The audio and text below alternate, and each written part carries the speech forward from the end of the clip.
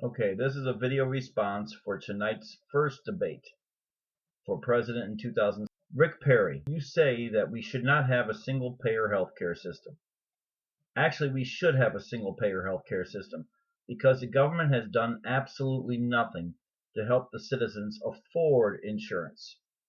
We claim that when you have a single payer healthcare system, it's going to hurt us. In fact, it will help us.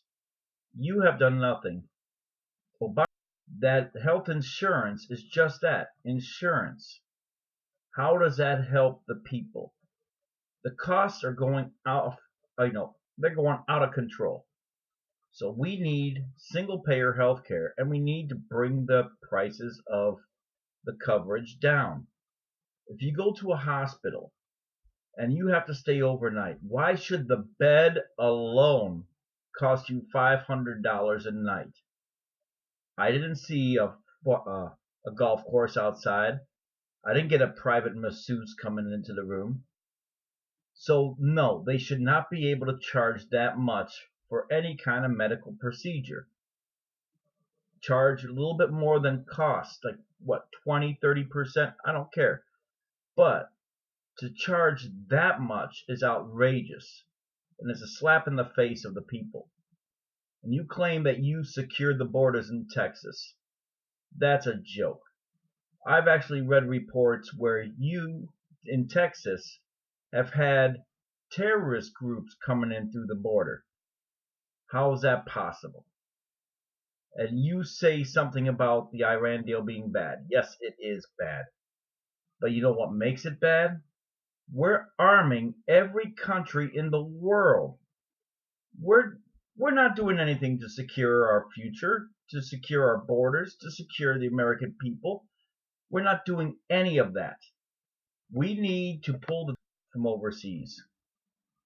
If we have to keep any bases, I would say keep 3 bases. That's it. Stop arming the world like we do. No wonder we have so many terrorist groups out there. We're arming every one of them. And I'm not going to even get into it with you on gay marriage, Rick Perry, because to me that's not even an issue. If a couple wants to get married, I say let them get married. If a store doesn't want to make a cake because it's against their religion, fine, they can go somewhere else. I say let people choose for themselves. And as for Rick Santorum, you say you want to cut immigration by, what was it that you said, 25%? Wrong answer, Rick.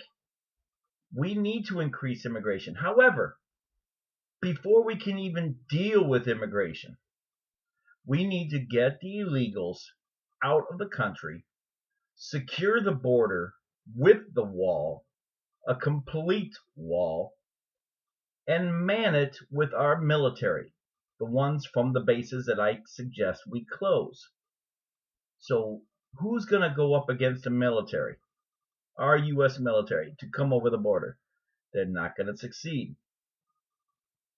And Graham, ISIS is coming here, you say. What makes you think that they're not already here? We have them here. We've been funding ISIS. We've been arming ISIS, along with many other many other terrorist groups. We've been arming them. So is it any surprise that they're coming here to America?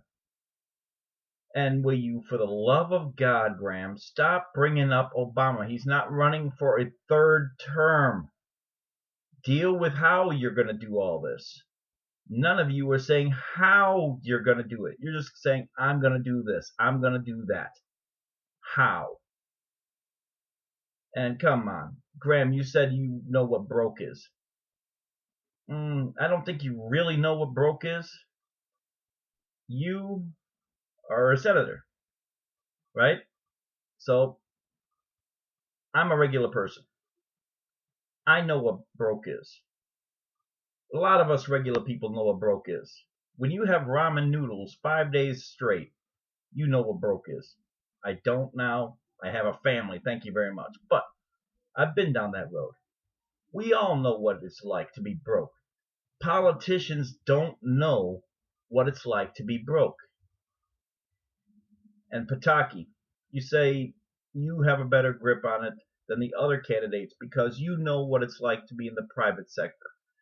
Yeah, 8 years in law. Wow, private sector. Whew. How did you struggle as a lawyer? Man, can you imagine the pain that must have given you? And you want lower tax rates on corporations? I'm sorry, corporations deserve a higher tax rate. And Centaurum, that 2020 thing, that won't work for the tax rate. You want to tax businesses 20%? Get real. You're not going to add jobs with a 20% tax on the rich while cutting what you call entitlement programs. And back to you, Pataki, though.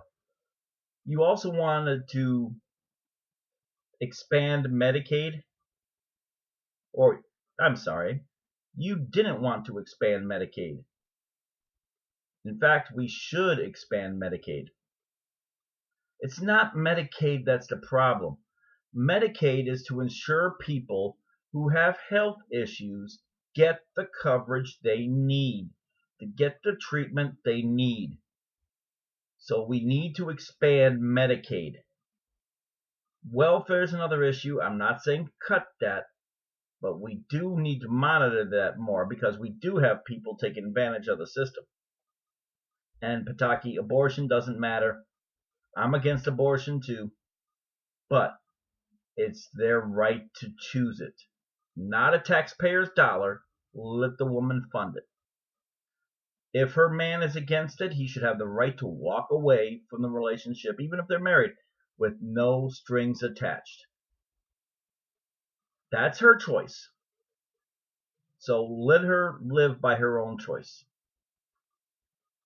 Gilmore, you said you warned of 9/11. And you want a 15% corporate tax. That's worse than that 20. But okay, you don't want to tax the rich any more than they should be taxed. Well, they should be taxed a lot more than that. Back to you warning of 9/11. You claim that you warned people that 9/11 was going to happen. Well, as president, since you have a so-called track record of warning how terrorists were going to attack, how are we going to take you seriously? Because if you know something's going to happen, whether or not you're the president, you have the obligation to shout it from the mountaintops if you have to. If you knew this was going to happen, you should have got on CNN. You had clout back then. You should have gone on any news station. Put it in paper. Let the whole world know. What did you do? You stopped at the channels you were supposed to. So they didn't push it. Gee, I wonder why. And Fiorina, I'm not picking on you too much because you're supposed to be for technology and you're Hewlett Packard. You were Hewlett Packard. Yeah, when I think about a computer, what better computer than a Hewlett Packard? I don't need a Dell. I don't need a Toshiba. I don't need any of that. I don't need an Apple. I need a Hewlett Packard, which sometimes crashes when you combine it with other equipment that's not suitable for the Hewlett Packard. And you want the cyber walls torn down. No. Just do your job. If we can stop illegals from coming in the country, if we can secure our internet from cyber terrorism, we don't need to monitor every American. They're not going to be doing this to attack us unless we fund them to attack us. And I am not one to side with Israel. I'm not siding against them either. Israel has their own military, and they're a good military, a strong military.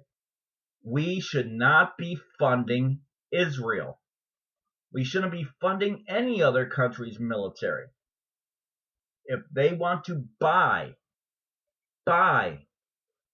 certain weapons, not ones that can be used against us, but your standard guns, tanks, stuff like that. If they wanted to buy those from us, make the money, but do not arm the world for free, and do not arm them with anything that can be used against us, which we're notorious for doing. Or did we already forget about how we trained Osama in the first place? And Jindal, we do not need to arm the Kurds. Sorry.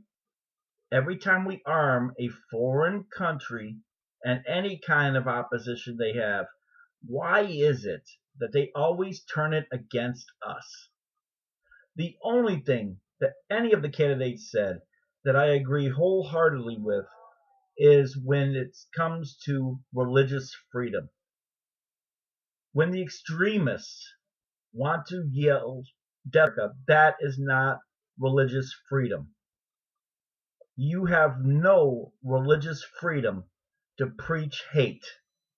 No religion has the right to teach hate.